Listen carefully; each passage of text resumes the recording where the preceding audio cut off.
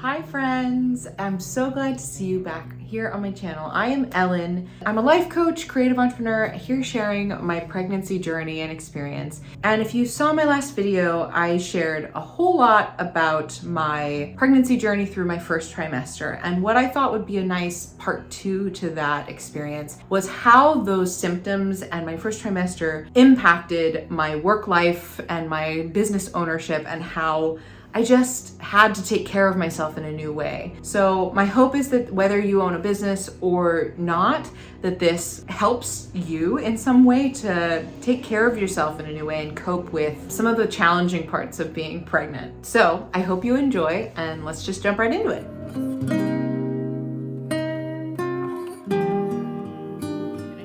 A couple of tips that I practiced during my first trimester to help with my business, managing and balancing my energy and my business together. I had to change my work hours a decent amount to make my new schedule, my new body rhythm, and my energy levels meet me where I was and show up for my business and stuff. Made the biggest difference to me. A little bit of what I did to accommodate this as a, working professional and a business owner. Number one, I changed my hours around, and this is something that, I have the freedom to do as my own business owner. But even if you have a job, like I was in reverence of women who are on their feet for like 8 to 10 hour shifts doing work. If that had been me, I probably would have actually vomited a lot. I think because I had the opportunity to go lie in my room or reschedule meetings or take breaks and just be off my feet and cool off and not be around people if I didn't have energy, then I was able to kind of get over the nausea. But if I had been at work in an office or on my feet, getting hot, running around, talking to people when I was exhausted, I am positive that I would have thrown up a lot during my first trimester. So to anyone who has that lifestyle of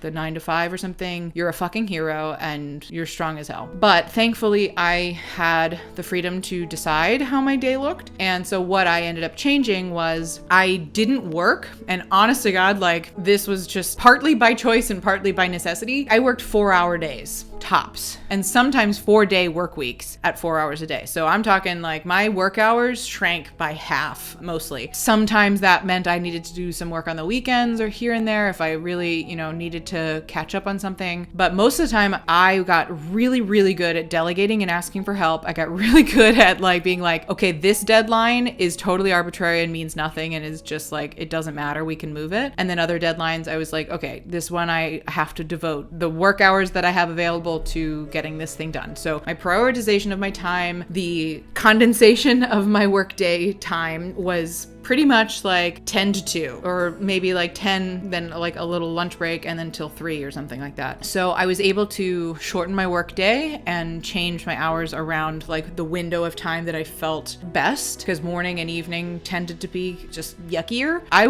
gave myself permission, and I totally was out loud with my coworkers, my colleagues, my clients, everybody. This is my experience of my first trimester right now. If there's a time that I just need to reschedule a meeting last minute, just know that I'm so sorry, but I'm not going to do it unless I have to. And if I have to, then just know that it's because I'm literally going to go sleep because I have to. So I got everybody's kind of buy-in and enrollment from the beginning of hey, this is what's up. I need your compassion and your grace and flexibility just during this time. I'm sorry for any impact or any deadlines I miss or something that has an impact on projects we're working on together or, on my clients, stuff like that. And it was not as bad as I expected, because my clients were very understanding. And to be honest, when I had that focused time, when I wasn't thinking about what's going on for me, when I was focused on getting a project done or coaching a client, or I was in a meeting, having the focus away from me sometimes was really nice and helpful. And I could just forget about what my body was going through and just focus on something else. I don't think I rescheduled or canceled most of my client meetings. I can think of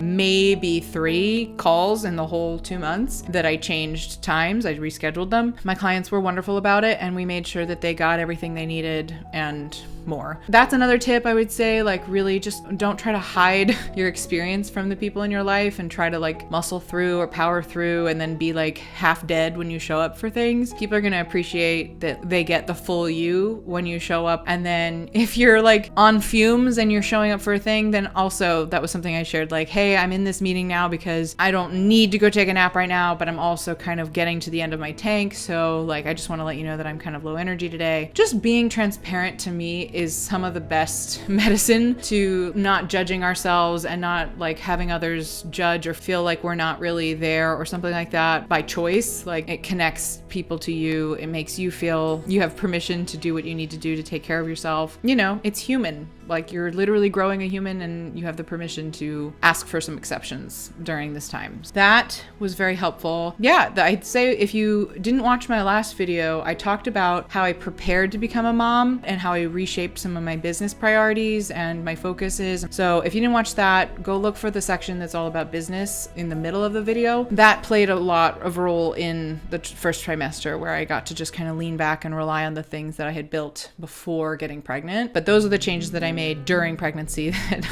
made the biggest difference to me. So I hope that's helpful. And I hope that this resonates with some women out there or answers some questions for some women out there. Just create some connection and community during this magical, miraculous, crazy thing that our bodies can do. I will look forward to seeing you in our next video. I will be sharing all about body love and body image as I gained 25 pounds in 9 weeks. So if that is of interest to you, I highly recommend sticking around to watch that. I hope you have a wonderful day and I'll see you next video. All right. Bye, friends.